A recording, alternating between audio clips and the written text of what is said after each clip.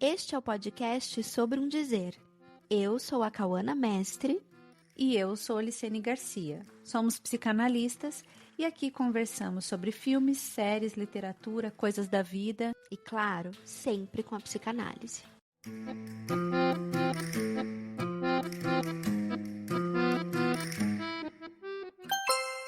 Se você tem uma pergunta, uma reflexão ou uma história que deseja compartilhar conosco, procure pela gente nas redes sociais, @sobreumdizer. E por lá você pode escrever ou mandar um áudio. E não se preocupe, a sua identidade não será revelada. A cada tempo, a cultura nos oferece um pequeno grupo de palavras às quais agarrar para explicar a vida.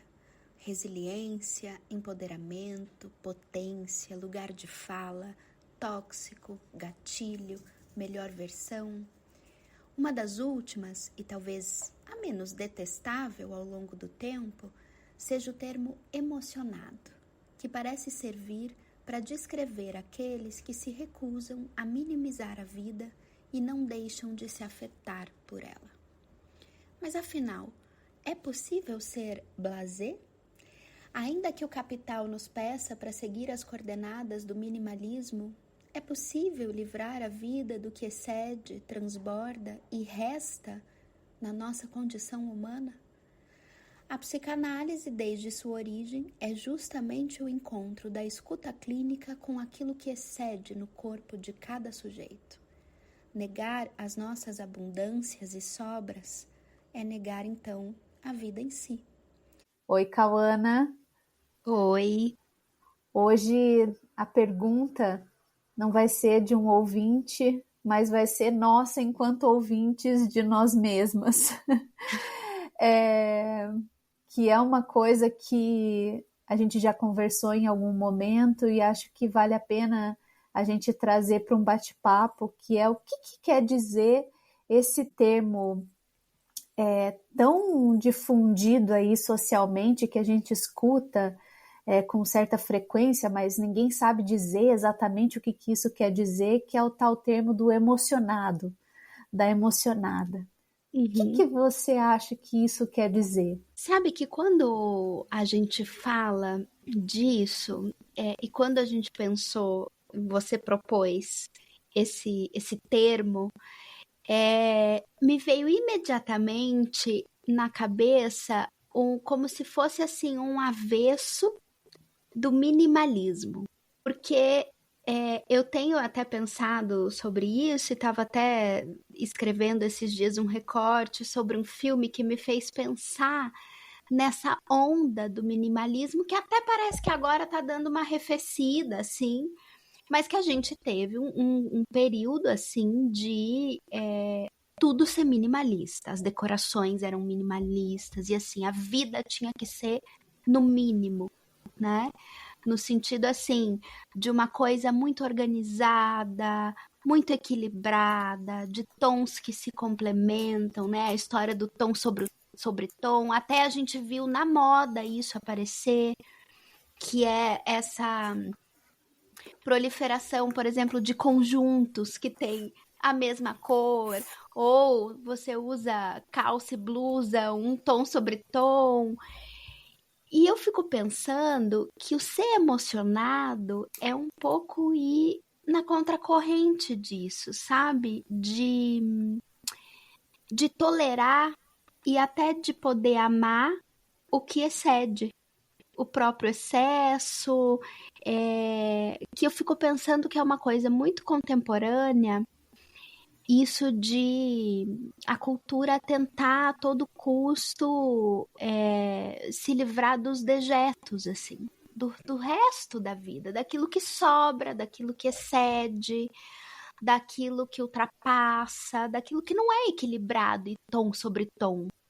Mas aí eu te pergunto, por exemplo, diante disso que você está dizendo, né? Se a gente tende a pensar essa coisa do tom sobre tom, dessa coisa mais neutra, dessa coisa mais, né, minimal, não parece que aí, por exemplo, qualquer coisa que tange a dimensão dos afetos ou a dimensão disso que não cabe todo na paleta neutra da vida, não é facilmente interpretado como um excesso, onde na verdade é só um sentir. E quando a gente está na dimensão do sentir, a gente não tem muita noção das nuances, da paleta de cor, né? Que essa vida, por exemplo, meio 50 tons de cinza, e não com referência ao filme, mas né, nessa variação dos cinzas, dos beges, dos marrons. Qualquer cor que saia um pouco dessa paleta vem como um excesso, uma irrupção de uma coisa que precisa ser abafada? Exatamente. Eu acho que é bem por aí. E por outro lado, a gente nunca deixou de manifestar um apreço pelo excessivo. A gente nunca deixou de amar o Almodóvar, por exemplo. Que é um cineasta que trabalha com isso, né? Eu tenho a sensação, assim, de que se pedirem para ele fazer um filme com preto cores, e branco. Preto e branco, assim, ou preto e branco talvez até ele fizesse pela pegada, né, artística da coisa, mas com cores neutras, assim, siga a paleta Pinterest, sabe? Do minimalismo, ele ia sair correndo, assim. E eu acho que talvez seja mais uma das formas que a gente encontra de se defender dessa verdade difícil da vida, que ela não se equilibra. Você sabe que, escutando você, eu lembrei imediatamente daquela organizadora que ficou famosa alguns anos atrás, a Marie Kondo, que ela fazia aquela organização minuciosa da casa, dos armários, e aí quando ela teve filhos, ela jogou tudo isso na lata do lixo, porque ela viu que era uma besteira, que isso não funciona numa vida com vida, entendeu? Numa vida que tem vida, numa vida onde tem louça na pia todo dia, sabe? Que não existe uma pia asséptica que não tem louça, que não tem água, que não tem nada, sabe? Que é uma ficção e uma exigência, essa coisa asséptica, minimal, que não existe. Comporta o humano. Exato. Não comporta. Eu estava pensando nela também. Foi muito engraçado você trazer assim, uma sintonia, porque me veio também a imagem. E aí, outra coisa que eu pensei, sabe esses vídeos? Se você entrar no Instagram e for nos Reels, em algum momento vai aparecer para você, inevitavelmente, o vídeo de alguém organizando alguma coisa. Sim. Sabe esses Reels que e eu assim, fico presa nesses vídeos. Isso sabia? Isso que eu ia falar. Nossa. Sabe esses vídeos que a mulher, ela bota lá pra gravar, ela acorda às 5 da manhã e ela mostra o que ela faz, das 5 até as 7, o que ela faz. Ela bota as coisas na máquina de lavar louça, e aí ela arruma tudo, e ela tem 6 filhos, e ela coloca o lanche dos filhos em Tupperwares, todos transparentes, com tampas brancas que combinam, e todos iguais, e ela faz... E ela vai organizando e vai limpando, e daí eles colocam aquela sonoplastia da limpeza, que passa isso, que passa aquilo. Gente, aquilo é viciante. É viciante. É impossível você passar reto, porque é uma coisa que você quer ver como vai ficar, entendeu?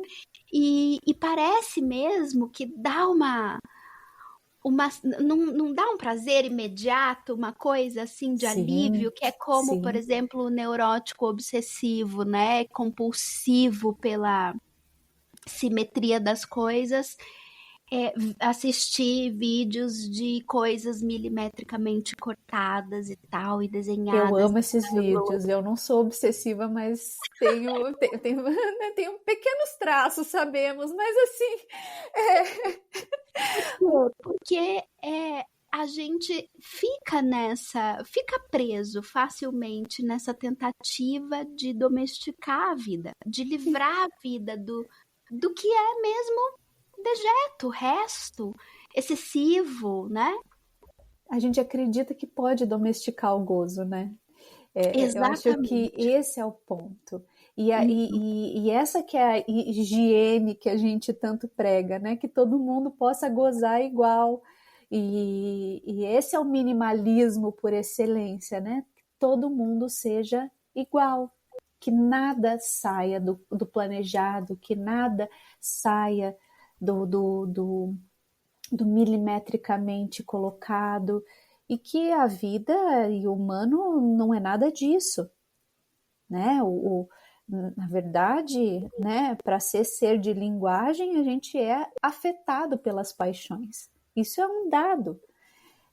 Então, não à toa, né, que o Lacan vai colocar o amor, o ódio e a ignorância como 3 paixões do ser que fazem a gente, né, fazer consistir o grande outro, né, supor que existe um outro e, bom, mas que é por isso, a gente é apaixonado por ignorar essa verdade de que o gozo é a radical diferença e ama justamente para tentar também, como essa ilusão de apagamento da diferença, e odeia também nessa ilusão de poder apagar a diferença. Então são 3 afetos que de algum modo carregam sempre uma relação entre si. Aí, por exemplo, num percurso de análise em que se trata, então, de poder chegar a uma certa inconsistência do outro,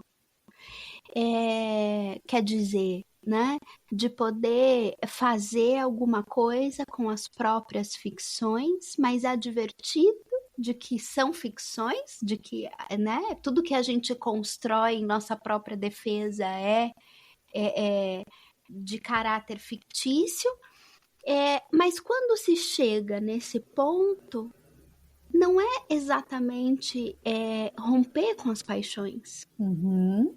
E aí, por exemplo, entrar no minimalismo no sentido de que, então eu preciso de pouco. Uhum. Né? Nesse sentido de que eu vou viver a minha vida no mínimo. Porque aí a gente entra num campo muito assim opaco. É uma outra face da mesma moeda, né? Pode ser. Que sai do excesso para o mínimo, que acaba virando também outro excesso facilmente. E aí eu acho que cabe a cada um dizer o que é excessivo, o que é o mínimo no sentido do que é inegociável. O mínimo que eu preciso é tal coisa. Mas isso não significa que eu vou abrir mão de coisas que não são essenciais, Sim. mas que são valiosas.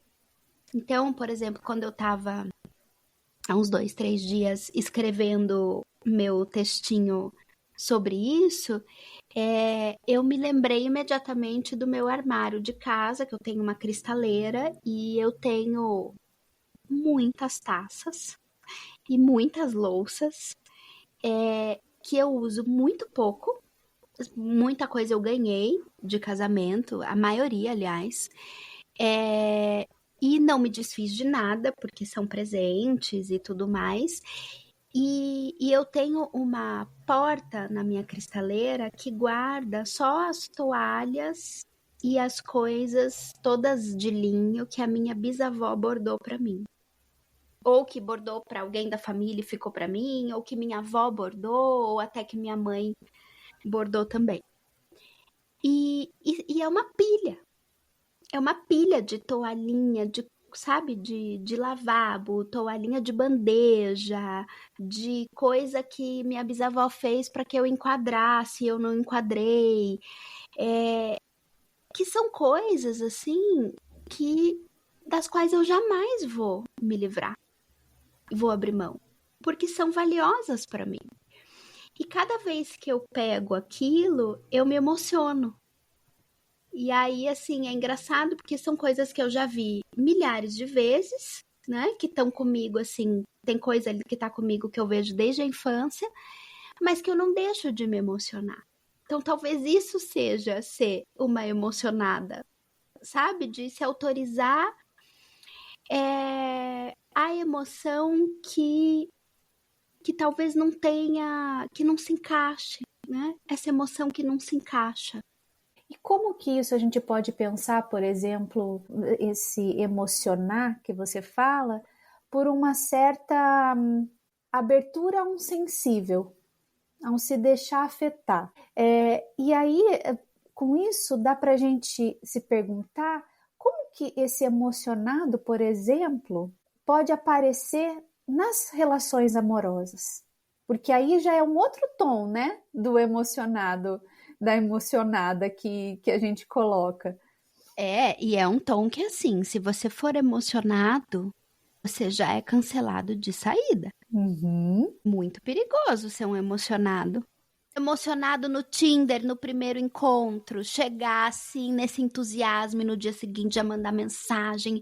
Isso é meio complicado, né? Como o avesso também, que é ser indiferente. O que é uma contradição, né? Porque ao mesmo tempo que é o que se espera que a pessoa procure no dia seguinte, quando procura é tipo, nossa, o que está acontecendo aqui?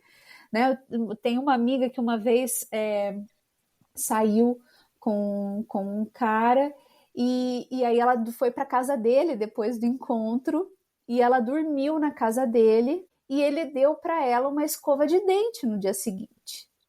E ela voltou para casa, né? Mandou mensagem tipo: Luciene, que absurdo, ele me deu uma escova de dente, é um emocionado mesmo. Tipo, eu olhei para ela e falei: mas ele só te deu uma escova de dente, você não precisava escovar os dentes porque você dormiu lá no outro dia. Você que está interpretando, né, o fato dele te dar uma escova de dente como se ele tivesse te pedindo em casamento. Ele só te deu uma escova de dente, sabe? E é engraçado porque aí ela que foi emocionada, porque o emocionada aí nesse tom é justamente daí colocar uma emoção excessiva, onde ela não sabe ainda o que existe. Um excesso de sentido, né? É isso, porque parece que é aí que vem esse emocionado, né? Porque veja, quando você traz essa emoção, esse sensível de se encontrar com isso que é da história da tua família, da tua história, né? Você acessa um sentido que está no campo justamente dos laços afetivos e que toca nessa dimensão daquilo que é valioso para você. Agora, né, parece que nesse campo das parcerias se toca num excesso de sentido que é justamente para recobrir o não há garantias desse encontro, né? Que são coisas completamente diferentes. O excesso de sentido para recobrir a ausência de garantias de alguma coisa e o sentido que contempla aí justamente uma história, uma coisa que quer dizer algo, que tem um sentido afetivo e tudo mais.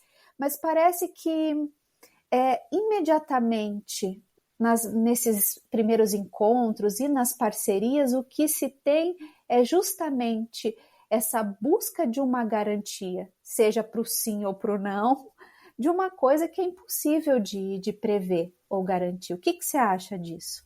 Eu acho que a partir dessa busca por uma garantia que sempre existiu, mas que talvez tenha se transformado ao longo do tempo, as pessoas têm estado um pouco perdidas no campo do amor. E não que a humanidade não tenha estado sempre um pouco perdida no campo do amor, porque eu acho que sim, estamos, né, todos um pouco perdidos no campo do amor. Ontem, na atividade da Seção Sul, da Escola Brasileira de Psicanálise, a gente escutava a Heloísa Caldas falar sobre um filme do Almodóvar, que é A Voz Humana, e ela disse uma frase maravilhosa, que ela disse assim: que não tenha um amor para nos salvar da vida já é um trauma. E a gente tem que ver com isso, porque é isso, ninguém vai nos salvar de viver e de existir, enfim. Mas o que eu vejo é realmente uma certa desorientação. Talvez isso fale um pouco melhor. Não é necessariamente uma posição perdida no sentido de que estamos divididos no campo do amor, o que é uma boa posição para se ocupar, mas que a gente está meio desorientado. Então, por exemplo, quando a gente pensa nos meninos, nos jovens, nos adolescentes. Eu que escuto alguns adolescentes, tenho estado muito atenta a essa desorientação deles em relação ao encontro sexual. E por encontro sexual não estou falando do ato sexual, tô Uhum. falando da sexualidade em si, né? Dos Sim. encontros amorosos, do semblante da sedução, né? Do flerte, da paquera, de tudo que concerne ao campo sexual e que tá realmente muito difícil para eles saber o que fazer com masculinidade, virilidade, feminilidade. Eles estão realmente desorientados, assim. Porque se eles são emocionados, então se eles colocam em cena todo o seu encantamento, por exemplo, ali Uhum. diante de um encontro, alguma coisa assim, se eles se colocam à disposição e apostam na continuidade de um date, por exemplo, Sim. muitas vezes eles são já assim, né, tratados como Emocionado. emocionado, se apressou, sabe, não rola. Ao mesmo tempo, no campo da sedução, para que os meninos, né, e nesse momento da adolescência, porque a adolescência, a gente entende em psicanálise, ela já é uma resposta à puberdade. Então, Uhum. vem a puberdade, o encontro com o sexual, que é traumático para todo sujeito, e adolescer já é uma tentativa de responder a isso. Então, é um período de muitas construções e desconstruções, e aí, quando eles estão nesse momento de aprender ou construir um modo, por exemplo, de seduzir uma menina, de seduzir um menino, de tentar entrar nesse jogo do flerte, que é o jogo dos semblantes, é o baile de máscara, né? Eles não sabem mais o que fazer. Uhum. Porque se o emocionado entra aí como aquele que vai em frente, e aqui a gente não está falando de situações extremas, de violência, de Uhum. misoginia, nada. Estamos falando de adolescentes que estão às voltas com isso, que vão para análise falar disso, que falam com os pais, que falam E com os nem só amigos. adolescente, né? Porque homens adultos aí a gente vê também, se vê às voltas com essas questões. Isso, adolescência aqui falando Uhum. realmente desse período psíquico, né? Sim. De responder ao encontro com o sexual e não, né, de idade.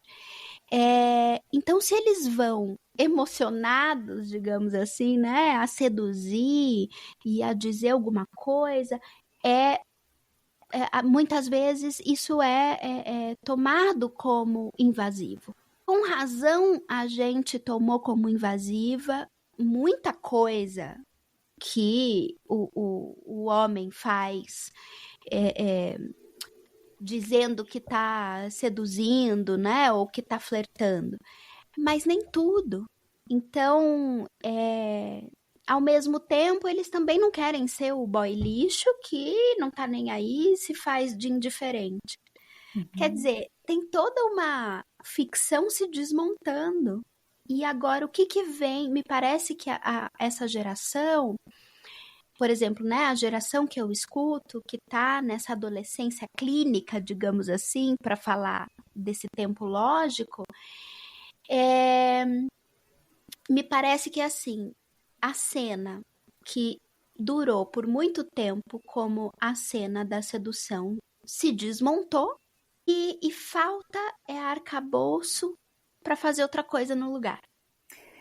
Porque se a gente vai pensar, por exemplo, todo no contexto social mesmo, o que a gente vê é justamente uma preocupação importantíssima e fundamental com as meninas, essa questão feminista, essa questão de ensinar as meninas do que é um abuso, do que não é, de não deixar tocar o próprio corpo delas, né, de uma menina não se colocar aí como esse objeto, né, ao olhar do outro.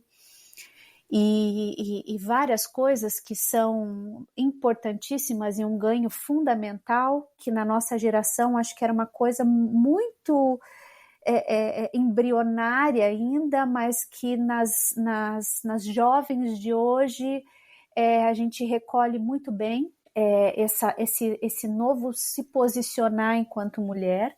Mas o que a gente vê é que os meninos ficaram muito de lado nisso, né? Então, eu li um tempo atrás de uma pesquisa que mostra que nos últimos 20 anos, por exemplo, o índice de evasão escolar entre os meninos é muito maior, há muito mais mulheres se formando e entrando no mercado de trabalho do que os homens, que os homens evadem muito mais. E a leitura que se fazia nesse artigo era justamente que se olhou muito mais para a criação das meninas do que para a criação dos meninos, onde ainda muito se via essa coisa de que não chora, que isso é fraco, você não deve sentir, você deve querer ser rico e poderoso e ter o carro, a casa, os bens, e a mulher é só um objeto para você exibir, né? E que a dimensão do amor, do sentir, dos afetos, da tristeza, ficam muito recobertos por conta dessa performance viril, e que hoje os meninos ficam, o que a gente vê é justamente esses meninos desnorteados aí, sem saber fazer alguma coisa com aquilo que sente, enquanto as meninas avançaram muito nisso, e foi importantíssimo esse avanço delas, de algum modo, eu vou usar esse termo, se empoderarem, né, do próprio corpo, dos próprios afetos, das próprias escolhas, ainda que a gente esteja muito longe de encontrar, né, uma justa medida. Eu acho que a gente está num caminho importantíssimo, mas no que se refere aos homens, isso a gente se perdeu no tempo. Eles continuam aí nesse lugar do não saber o que fazer, com poucas coisas aí, com os afetos, com a frustração, com a tristeza, que justamente desemboca nesse ponto que você está falando, de não saber o que fazer num encontro sexual, por exemplo. E você fala desse tempo que é bem o da nossa geração e de muitas gerações anteriores, que é o do homem não chora, menino não chora, engole o choro, né? Levanta e continua, e os meninos muito mais impedidos de um acolhimento diante, né, por exemplo, de um choro e etc., do que as meninas. Só que hoje o que eu vejo em alguns lugares, né, até em algumas bolhas, assim, é que numa criação dita feminista para os meninos,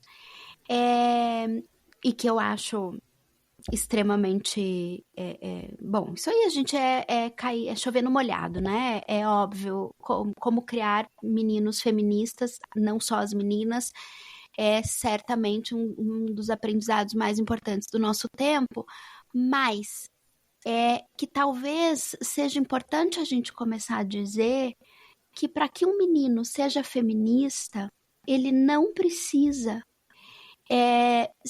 romper com a masculinidade, nem com a virilidade. Uhum.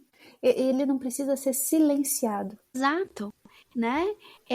Só que o que ele vai chamar e o que ele vai fazer com o viril é que é uma construção. Exato. Então, eu me lembro, assim, de uma situação com o meu irmão. Eu tenho um irmão que tem 12 anos a menos que eu, e ali no início da adolescência, 14 anos, ele vai fazer análise.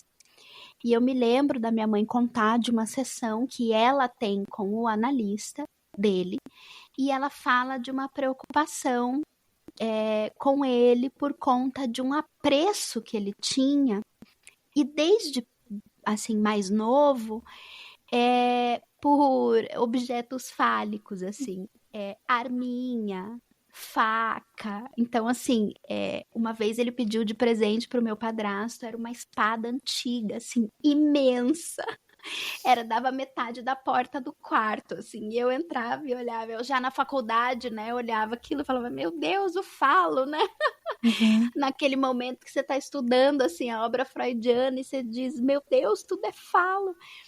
E o analista fez uma pontuação muito importante, assim, que ressignificou isso para minha mãe e para todos nós, que ele disse assim, esses objetos são objetos que concernem a uma certa agressividade e a um modo de fazer alguma coisa com isso que toma esse menino, né, pelo corpo, que é a sexualidade, que está intrínseca à agressividade, porque a sexualidade, né, ela tem a força de uma agressividade, a pulsão é agressiva, e que ele goste disso é a diferença entre ele gostar disso e gostar de outra coisa, né? Ele tem há muito mais chance de uma criança ser violenta quando a família não dá espaço para ele fazer alguma coisa com a agressividade dele, que é humana,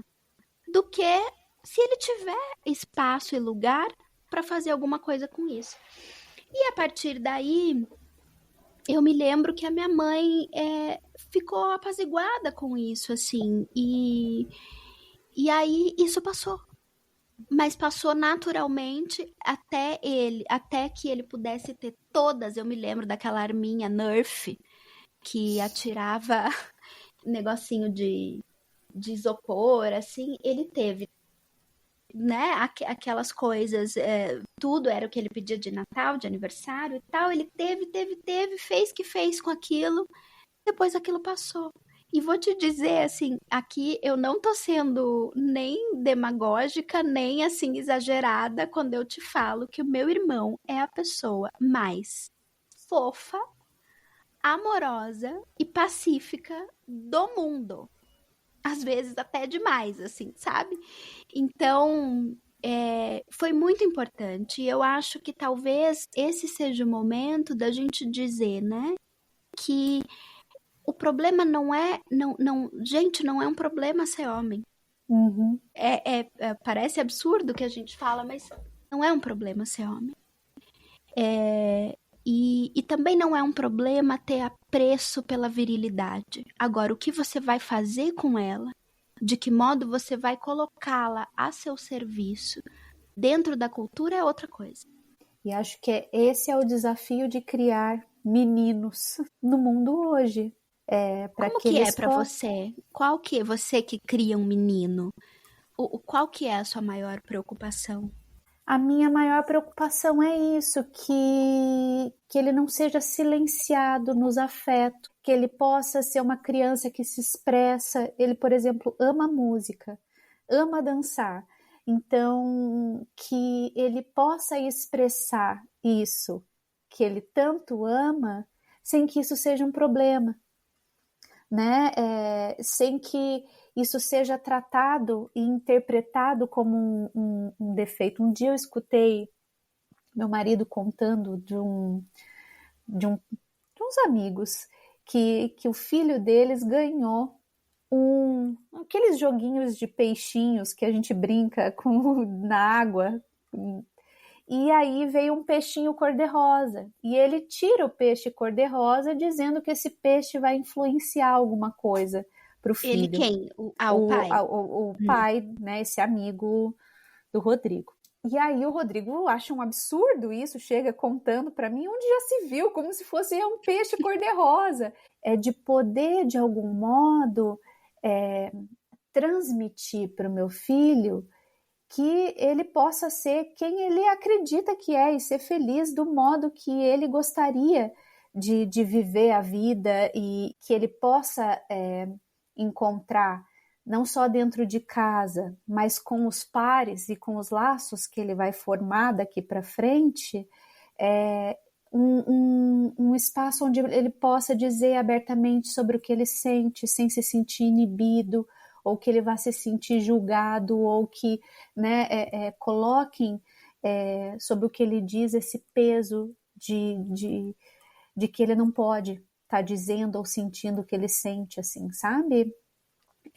E inclusive que ele possa, por exemplo, uma discussão na classe, uma discussão justa, em que todo mundo pode dizer o que pensa sem se ofender, né? Uma discussão argumentativa, por exemplo, com uma menina, sem ser chamado de misógino. Sim. Aos, sei lá, 8 anos de idade, né? Ou se desse menino, sei lá, de 7, 8, 10 anos, vier uma interpretação machista, que isso possa ser dito para ele. Que ele pode dizer, mas que há formas de dizer. E que o modo como se diz alguma coisa quando ofende alguém, bom, aí já não é liberdade de expressão? Exatamente. Ou seja, que a palavra possa circular sem que a gente fique preso nesses termos engessados da cultura que fecham a porta do diálogo, né? Porque eu acho que o machismo estrutural é isso, né? De algum modo, supor que existe uma regra, uma norma de como tudo deve funcionar e que tem alguém que é submetido e alguém que submete um outro. Então, né, de maneira muito, né, superficial aqui falando, a gente não está entrando e discutindo isso a fundo, mas que não tenha justamente essa dimensão do um manda e o outro obedece, um fala, o outro escuta, nessa coisa do isso, a lógica do senhor e do escravo, né? Exatamente, que é a lógica patriarcal, né? Sim. Então, mas que possa ter justamente esse espaço onde cada um possa se escutar dentro da diferença, né? Que ele possa não se sentir envergonhado de desejar as coisas que ele deseja, assim, sabe? De algum modo é mais ou menos isso, assim, que eu espero para o meu filho, né? Sem que ele desrespeite ninguém, seja lá quem for, né? E sobretudo uma mulher, por exemplo. Esses dias nós chegamos na casa dos meus sogros, já faz um tempo até, e meu marido estava com uma blusa rosa. Aí o meu sogro, né, faz um comentário assim, dizendo que falando alguma coisa no sentido, né, fazendo uma brincadeira em relação à cor da roupa do meu marido. E aí a minha filha olha para ele e diz: "Poxa, vovô, isso que você falou é machista." E a gente ficou assim, aí todo mundo deu risada, né? Porque todo mundo realmente se viu ali naquela brincadeira que passa despercebida, né? Para ouvidos que não são atentos. Mas o que eu achei bonito é que ela pôde dizer do quanto aquele discurso é machista sem ofender a pessoa do avô. Ela encontrou um modo, me parece que essa geração tem lutado muito para isso, que é encontrar uma forma de criticar os discursos sem necessariamente bater em quem fala. É um trabalho difícil, porque a gente tende a unificar autor e obra, digamos assim, de um modo muito consistente. Então, isso que você fala do machismo estrutural é estrutural no sentido de que é uma estrutura discursiva que se aplica à vida política e social. Então, a partir de uma estrutura que é de origem discursiva, a vida é organizada. Então, deixa também de ser só discursiva e passa a ser carne, que isso toca, né? Os seres falantes. Mas quando a gente pode entender que ali há um discurso machista e, aliás, no qual a gente também pode cair. Sim. Por mais feminista que a gente seja, o machismo é estrutural. Então, ele também recai sobre nós. Em psicanálise, a gente diz que a segregação é do gozo. O gozo por si só segrega. Ele é a diferença radical. E ele se manifesta também nos discursos. Como a gente vai estar atento a isso e como a gente vai conseguir construir um saber com isso, é isso que em psicanálise a gente vai chamar de ética. É a posição ética que cada um vai adotar na vida para poder incluir a diferença, que é ser um ser de linguagem. Uhum. E talvez, então, a gente possa pensar que muitas vezes encontrar uma dimensão ética na vida é se autorizar emocionado, né? É se autorizar a ser afetado pela vida e fazer alguma coisa com isso. E não tentar ver numa coisa blasé, né? Tentando higienizar a vida e limpar a vida disso que é o pior de nós, que pode ser o pior, mas que é também o que nos é mais íntimo e que é o núcleo da nossa singularidade, que é o gozo. Sim, então todo mundo é emocionado nesse sentido. Então tá. Ficamos com isso por hoje. Ficamos com isso. Até. Até, tchau. Tchau.